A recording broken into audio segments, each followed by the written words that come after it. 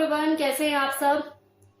कुछ एक सवाल है आप लोगों के जो कि मुझसे बार बार किए जा रहे हैं, जिसमें से एक सवाल है कि मैम क्या कोई हस्बैंड अपनी वाइफ का दूध पी सकता है, और अगर पी सकता है तो इसके पीछे कोई नुकसान तो नहीं होंगे, ऐसा तो नहीं है कोई इसका साइड इफेक्ट हो जाए। और दूसरा सवाल जो मुझसे रेगुलर पूछा जा रहा है वो ये कि मैम कोई बेस्ट लुब्रिकेशन सजेस्ट कीजिए। तो आज आपको इन्हीं दोनों सवालों के जवाब इस वीडियो में मिलने वाले हैं। इस वीडियो को बिल्कुल स्किप मत कीजिएगा, लास्ट तक देखिएगा। तो पहला सवाल जो कि मुझे किसी ने किया है कि मैम क्या कोई हस्बैंड अपनी वाइफ का दूध पी सकता है। तो देखिए, अपनी वाइफ का दूध पीना ये कोई सेक्सुअल एक्टिविटी तो है नहीं, लेकिन हाँ ये किसी पुरुष की एक फैंटेसी जरूर हो सकती है। जैसे कितने मर्द ऐसे होते हैं जो प्रेग्नेंट लेडी को देख के सेक्सुअली अराउज होते हैं, उन्हें उनका भारी भरकम शरीर, निकला हुआ पेट काफी आकर्षित लगता है और उनको उस लेडी के साथ सेक्सुअली एक्टिव होने के लिए मजबूर करता है। तो ये उनकी फैंटेसी होती है। सेम इसी तरह से कुछ मर्दों की ये फैंटेसी होती है कि अपनी वाइफ के दूध से भरे हुए बूब्स देखकर उनसे रहा नहीं जाता, उनका मन करता है कि हम इसे सक करें।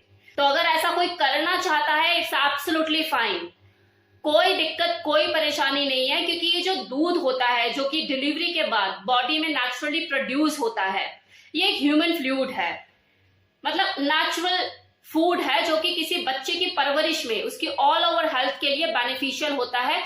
इससे किसी बच्चे का विकास होता है। तो ऐसा फूड किसी को नुकसान कैसे दे सकता है। तो इट्स एब्सोल्युटली फाइन, आप अगर इस दूध को पीना चाहते हैं तो पी सकते हैं, कोई दिक्कत वाली बात नहीं है। लेकिन आपको कुछ बातों का यहाँ पे ध्यान रखने की जरूरत पड़ेगी जो मैं अब आपको बताने वाली हूँ। नंबर 1, अपनी वाइफ का दूध पीना ये महज आपकी एक फैंटेसी है, इससे आपका पेट तो भरने वाला है नहीं। तो इसलिए कम से कम इतनी लिमिट में इस चीज को कीजिएगा कि कहीं आपका बच्चा भूखा ना रह जाए, क्योंकि एक बच्चे की जो सकिंग कैपेसिटी होती है वो कम होती है, लेकिन वही कोई अडल्ट मेल ब्रेस्ट सक करता है तो फ्लो एकदम से निकल के बाहर आता है दूध का। तो कहीं ऐसा ना हो कि वो दूध ओवरफ्लो होके सारा आप ही पी जाए और आपका बच्चा भूखा रह जाए। तो आपको इतना बैलेंस बनाकर चलना और इतना लिमिट में चीजों को करना है कि आपकी फैंटेसी भी पूरी हो जाए और आपके बच्चे का भी पेट भरे। कई बार क्या होता है कि आप अपनी फैंटेसी को पूरा करने की चाहत में बिल्कुल मगन हो गए हो और आपने कुछ ज्यादा ही तेज से सकिंग कर ली, और वो जो उस वक्त एरिया होता है जो ब्रेस्ट का उस वक्त जो पूरा पोर्शन होता है ऑल ओवर, वो बहुत सेंसिटिव होता है। तो हो सकता है कि इतनी तेज सकिंग की वजह से उसको पेन होने लग जाए, कोई कट पड़ जाए, कोई ऐसी दिक्कत आ जाए। तो ये कॉम्प्लिकेशन ना हो, इस चीज का ध्यान रखिए। अगर आपकी वाइफ को स्वेलिंग हो गई है, पेन हो रहा है, तो उसी वक्त उस चीज को स्टॉप कीजिए ताकि आगे जाके कोई प्रॉब्लम ना हो। और दूसरी चीज, अगर आपकी वाइफ बिल्कुल एग्री नहीं है इस चीज के लिए, वो तैयार नहीं है, तो इस चीज का आइडिया बिल्कुल ड्रॉप कर दीजिए। अब दूसरा सवाल कि मैम लुब्रिकेंट कौन सा यूज करें संभोग क्रिया के दौरान। देखो, हो सकता है कि मेरी इस वीडियो को कोई फर्स्ट टाइम देख रहा हो, तो उसके लिए जो वर्ड है लुब्रिकेंट ये ही नया है। तो सबसे पहले तो मैं ये बता दूं कि लुब्रिकेंट का मतलब क्या होता है और इसका यूज क्या होता है। तो लुब्रिकेंट का मतलब होता है वो तरल पदार्थ जो कि संभोग क्रिया के दौरान पेनिट्रेशन के टाइम पे अपने जो प्राइवेट पार्ट होते हैं, वजाइना या पीनस, उस पर लगाया जाता है ताकि जो घर्षण है वो स्मूथली हो सके, उसमें कोई दिक्कत ना आए। क्योंकि कई बार ऐसा होता है कि बॉडी में जो नेचुरल फ्लूइड होता है जो वजाइना में अवेलेबल होता है वो बनता नहीं है, जिसकी वजह से जो सेक्स होता है वो पेनफुल हो जाता है।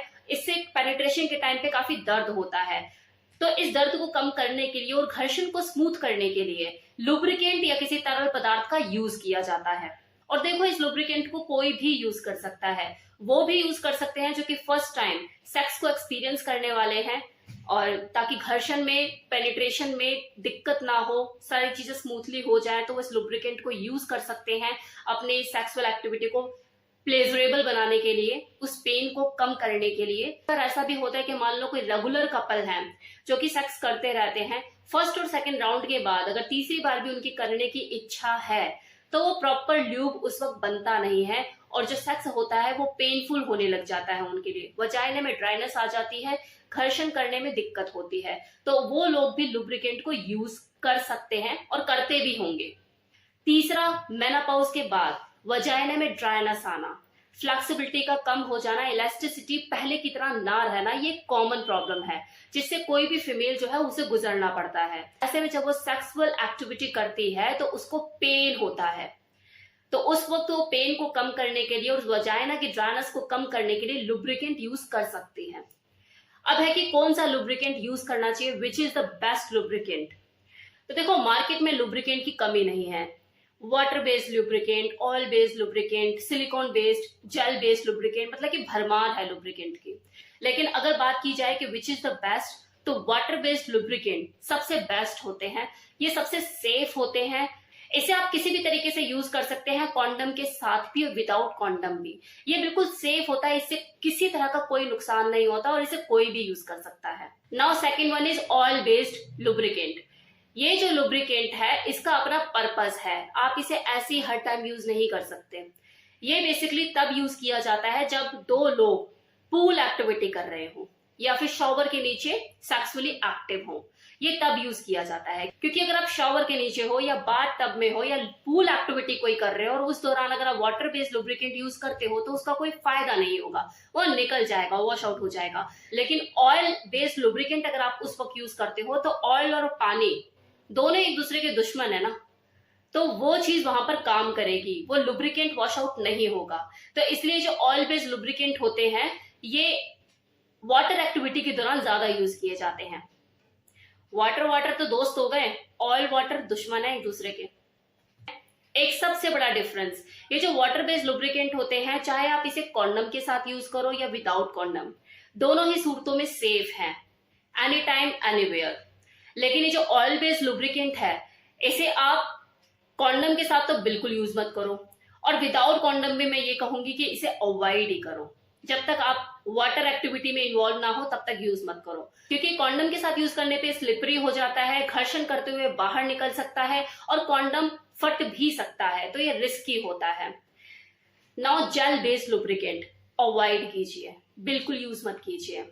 फ्लेवर्ड वाले लुब्रिकेंट इग्नोर इट, क्योंकि जितने भी फ्लेवर्ड वाले जो खुशबू वाले जो लुब्रिकेंट होते हैं, जो रिझा रिझा कर लोगों को अट्रैक्शन खींचने के लिए बनाए जाते हैं, इनमें ना केमिकल मिक्सिंग बहुत ज्यादा होती है। और कोई भी ऐसे मिक्सिंग वाले प्रोडक्ट आप अपने प्राइवेट पार्ट पे, अपने जेनिटल पर यूज करते हो तो उसका साइड इफेक्ट उठाना पड़ सकता है आपको, इन्फेक्शन भी हो सकता है, ईचिंग या कोई खारिश या किसी भी तरह की कोई ऐसी प्रॉब्लम आपको हो सकती है।